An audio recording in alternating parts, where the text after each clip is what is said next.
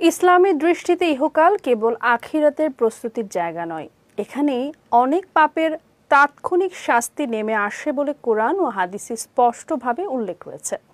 সাধারণত ধারণা করা হয় শাস্তি বা প্রতিদান কেবল আখিরাতেই মিলবে, কিন্তু ইসলামের মতে এমন কিছু পাপ বা গুনাহ রয়েছে যার শাস্তি মানুষকে দুনিয়াতেই ভোগ করতে হয়। আরো জানাচ্ছেন শারমিন নিশু।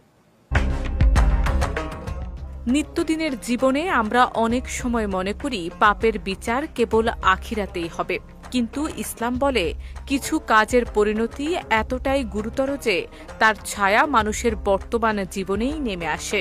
কোরআন ও হাদিসে উল্লেখ আছে এমন কিছু গুনাহ যেগুলো শুধু পরকালের শাস্তি নয়, দুনিয়ার জীবনেও নিয়ে আসে অশান্তি, অপমান, দুর্ভাগ্য ও নানা সংকট। তার মধ্যে আছে পিতামাতাকে অবহেলা করা। এক হাদিসে রাসূল সাল্লাল্লাহু আলাইহি ওয়াসাল্লাম ৩ বার দোয়া করেন, ধ্বংস হোক সেই ব্যক্তি যার কাছে বার্ধক্যে পিতামাতা পৌঁছালো তবুও সে জান্নাত লাভ করতে পারল না।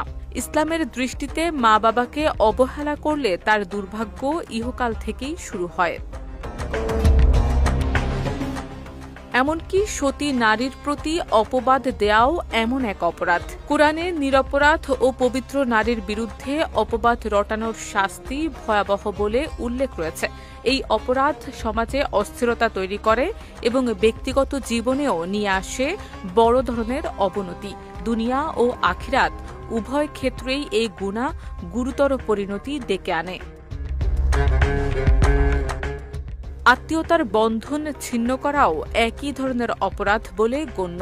হাদিসে বলা হয়েছে, বিদ্রোহী ও আত্মীয়তার সম্পর্ক ছিন্নকারীকে আল্লাহ দুনিয়াতেই শাস্তি দেন, আখিরাত পর্যন্ত অপেক্ষা করেন না। কোরআনে আরও বলা হয়েছে, যারা পৃথিবীতে ফ্যাসাদ ছড়ায় এবং আত্মীয়তার বন্ধন ভাঙে তাদের উপর আল্লাহর অভিসম্পাত নেমে আসে, তাদের শ্রবণ ও দৃষ্টি বাধাগ্রস্ত হয়ে পড়ে।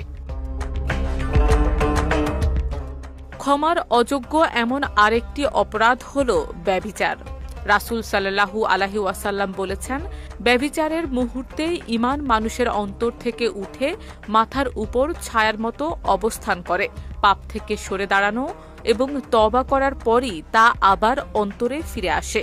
এ গুনাহ মানুষের আধ্যাত্মিক শক্তিকে তাৎক্ষণিকভাবে ক্ষতিগ্রস্ত করে। ইসলামের শিক্ষা অনুযায়ী পাপ কখনোই নিঃশেষ হয়ে যায় না। এর প্রভাবে জীবনে প্রকাশ পায় অশান্তি, দুর্ভাগ্য, অপমান ও সম্পর্কের ভাঙন। পিতামাতার প্রতি অবহেলা, অপবাদ রটানো